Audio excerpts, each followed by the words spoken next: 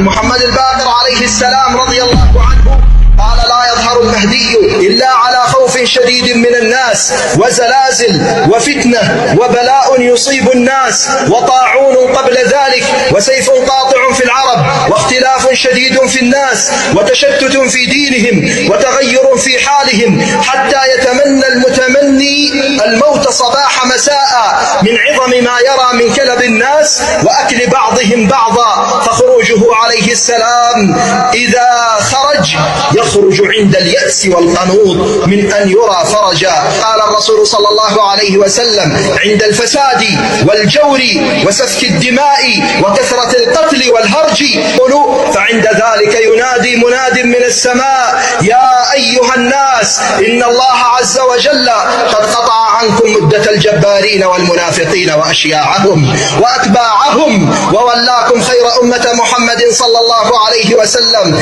فالحقوا به بمكة فإنه المهدي يستخرج الكنوز ويفتح مدائن الشرك. يقول رسول الله صلى الله عليه وسلم: أبشركم بالمهدي يبعث على حين اختلاف من الناس وزلازل.